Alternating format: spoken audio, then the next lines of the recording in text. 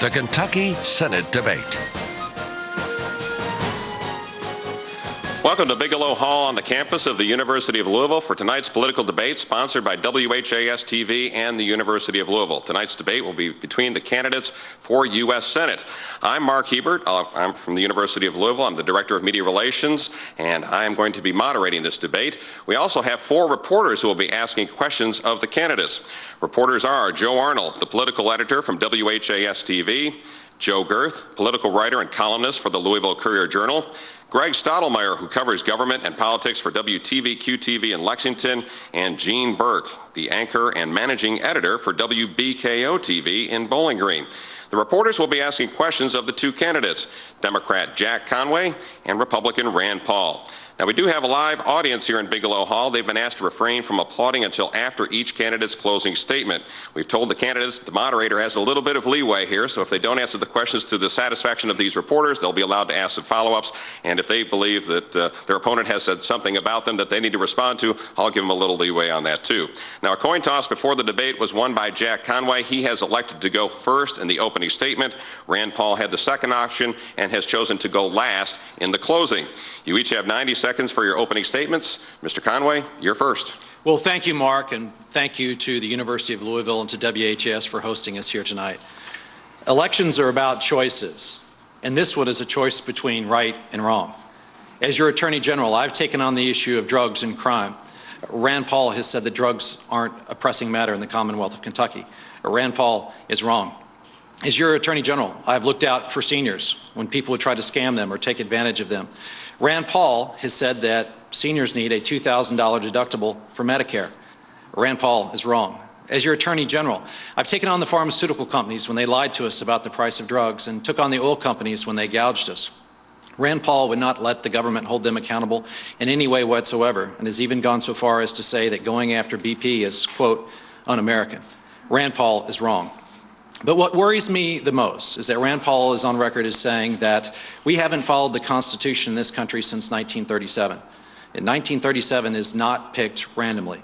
Ladies and gentlemen, that's the year that the Supreme Court of the United States upheld the constitutionality of Social Security. In addition to that, Rand Paul would question the constitutionality of minimum wage laws, federal law enforcement, college loans, worker safety protections, and mine safety regulations. In fact, Rand Paul would undo all of the basic protections we've had since the 1930s. Count on me to stand up for you, and count on me to stand up for Kentuckians. I humbly ask for your vote on November the 2nd. Okay, thank you, Mr. Conway. Dr. Paul? People have asked me if I've enjoyed running for public office, and most days I'd say yes, but recently it's turned ugly. Most of you who know me as a pro-life Christian. I won't apologize for that. I've never written or said anything to indicate otherwise.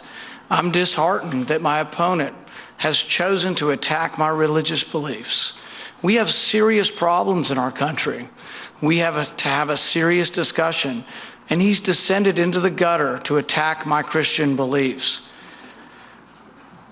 I believe that those who choose the politics of personal destruction disqualify themselves from consideration.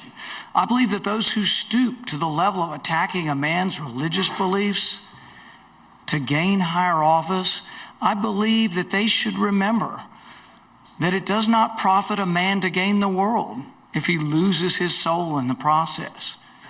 If you wish to be considered for higher office, if you wish to enter into the debate, step up. Cast aside these attacks on my personal religion. Jack, you should be ashamed of yourself. You should apologize. Have you no decency? Have you no shame? May I address that, Mark? No, we're going to move on. You'll get your chance here in a second. All right. Now, here's the way it's going to work tonight. The moderator will be asking questions that have been submitted by WHAS-TV viewers and by the folks here in the room. So I will ask the first question. It'll go to Jack Conway, and my suspicion is you might use some of your time to answer Mr. Paul. Mr. Conway, are you in favor or opposed to the Supreme Court decision that allows unlimited corporate dollars in the election process, and why do you hold that position? Goes to you first, 60 seconds. Dr. Paul, you will have 60 seconds as well. First of all, I'm opposed to that decision, but I do have to answer the charges that Rand Paul made in his opening statement. You know, Mark, values matter. And I think Rand Paul has two questions to answer here tonight. The president of Baylor University, before he went to college there, banned a group. He banned them because they, quote unquote, were making fun of Christianity and Christ. Why did he freely join a group known for mocking or making fun of people of faith? And secondly, when is it ever a good idea to tie up a woman and ask her to kneel before a false idol, your God that you call Aqua Buddha? Those are two fundamental questions I hope we get answered here tonight. Now, to your question, I oppose it because at Citizens United, if we don't do something about it in the United States Senate, your politicians are going to start looking like NASCARs. I mean, there's a bunch of special interest money undisclosed coming in here attacking me right now. I think we need to look at this issue of how does a corporation speak and make certain that the corporate special interests don't start buying off their politicians. Dr. Paul, 60 seconds. Favor or oppose the Supreme Court ruling? I favor the ruling. You know, Jack, you know how do we tell when you're lying? It's when your lips are moving, okay? You're accusing me of crimes. Do you know nothing about the process? You're going to stand over there and accuse me of a crime for 30 years ago from some anonymous source? How ridiculous are you? You embarrass this race. You are going to accuse me of a crime from 30 years ago? You really have no shame, have you? Do you want to discuss the issues of the day? The issues of the day, discuss your support for Obamacare. But let's not let this degenerate into calling me names and accusing me of crimes from 30 years ago from anonymous sources. I mean, really, have you no shame? Give you 15 seconds to respond, Mr. Conway, and I'm going to give you 15 seconds more, Mr. Paul. He still hasn't answered the two fundamental questions. Why did he join a group that was known for mocking Christianity and Christ? Why did he join it? It's apparent from Mr. Green in today's paper that he joined it, that they reveled in sacrilege. and values matter. And when is it ever appropriate to tie up a woman and ask her to kneel before a false god that you called Aqua Buddha? Okay, that's time. 15 seconds. Go ahead, Mr. Paul. Dr. Paul. How do you respond to a guy who's going to quote somebody anonymously from 30 years ago that's untrue? You just out and out lie because you have nothing to stand on. Run a race as a man. Stand up and be a man instead of just calling me names. Okay. All right, we're going to move on. Joe Arnold has the first question for Dr. Paul. Dr. Paul, Kentucky is home to GM, Ford, and Toyota plants as well as suppliers to those automakers. In a recent interview, you agreed with the statement that the country would be in better shape if GM would have been allowed to fail rather than be bailed out. If GM's failure, however, would have threatened the other automakers of Kentucky, Ford and Toyota, because they share the suppliers, would you still be in favor of letting GM fail and whatever effect that would have on the other automakers of Kentucky? I would probably characterize it a little differently. I would say that nobody wants GM to fail, nobody wants Ford to fail, nobody wants any business to fail. And so I'm not in favor of any businesses failing. What I would say is that when the economics of it show that you are going bankrupt, that there is something to be said for organized bankruptcy. What happened and what President Obama did in this is that he stole money basically from the Indiana teacher's pension and gave it to the union workers.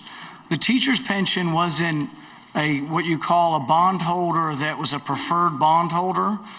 By the government coming in and overtaking this process and having a bankruptcy that was outside the normal bankruptcy rules, they basically took money from people who were owed money.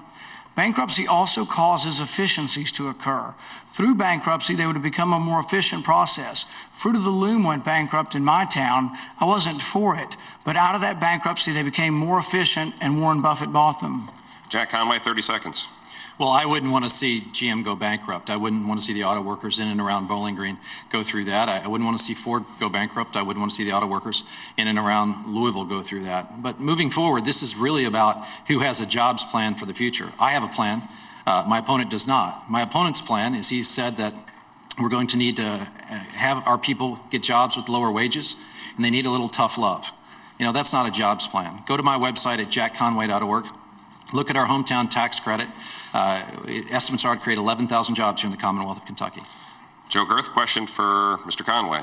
Yes, General Conway, part of your job as Attorney General is to intervene on behalf of Kentucky citizens when utility companies asked for rate increases.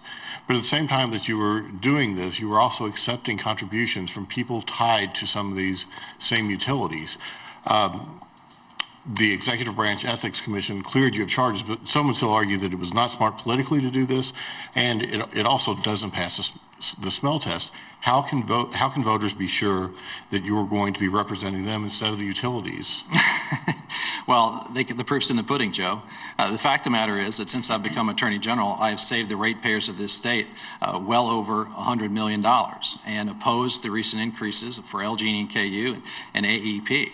And so I've stood up for the ratepayers of Kentucky, and I've stood up for electricity rates in Kentucky. I've opposed cap and trade, and cap and trade is now dead in the United States Congress, and I'm glad to see that. But when the administration went forward and tried to do it administratively, I actually stepped up and filed a lawsuit against the EPA to make certain that they wouldn't do that. But Joe, back to your original point, the Ethics Commission did take a look at this issue. They dismissed it. These have been scurrilous charges that are brought back up by Karl Rove and all this special interest, undisclosed money coming in from out of state, pursuant to the Citizens United decision, and trying to attack my character. And the fact of the matter is, whether it's on taking on the pharmaceutical companies, keeping our utility rates low, taking on the oil companies that gouge us at the pump, I have an outstanding record as Attorney General that I'm very proud of. Dr. Paul, 30 seconds.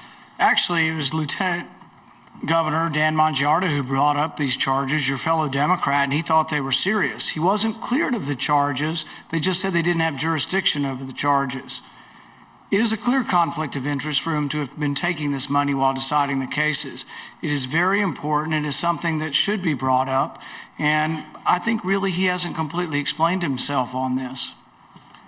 You good, Joe? Greg Stottlemyre, question for Dr. Paul. Dr. Paul, your supporters gravitated to you because you were seen as a straight shooter, not a typical politician. Yet you've been accused during this campaign of backtracking from comments you've made about Kentucky's drug problem to the national sales tax to a Medicare deductible. What do you say to those who believe you've changed to get elected? Don't believe everything you read in the newspaper. A lot of my positions have been characterized by those who oppose me in two of the main newspapers in the state, so take it with a grain of salt. I've not changed any of my positions. I believe the bank bailout was a mistake. I think that our problem is a spending problem, not a revenue problem. I've said repeatedly throughout a year and a half, I favor many different tax reforms that would simplify the tax code as long as they lower the rates on everyone. But I've also said priority needs to be given to balancing the budget. It's a spending problem, not a revenue problem. I don't think we've changed on any of this. My position on drugs was mischaracterized from the very beginning. I said that where drug funding comes from was not a pressing issue, but I never said that drugs weren't a pressing issue. I'm a physician, a father of 3 teenage boys. I'm very concerned with drugs, and I've gone around the state, talked to sheriffs about it, as well as visiting drug rehab programs. Hey, Jack Conway, 30 seconds. Yeah, as best I can tell, Rand Paul has had to backtrack from his position on civil rights, the 23% national sales tax, whether or not he made up 1,000 phantom dues-paying members of Kentucky Taxpayers United, his stance on federal mine safety laws, the $2,000 deductible for Medicare, whether or not drugs are a pressing issue, which he clearly said drugs are not a pressing issue, and 234 supposed dead agricultural recipients in Florida that he just made up. Rand, here's the thing. You don't have the guts to stand by your positions, because once you get out there and put them out there and you realize you can't sell them and get elected on them, you step back from them. You told me to stand up and be a man. Have the guts to stay by your positions. Okay. Gene Burke, WBKO TV, question for Mr. Conway. Mr. Conway, if elected, what specifically will you do in your first 100 days in office to jumpstart the economy by creating jobs in Kentucky?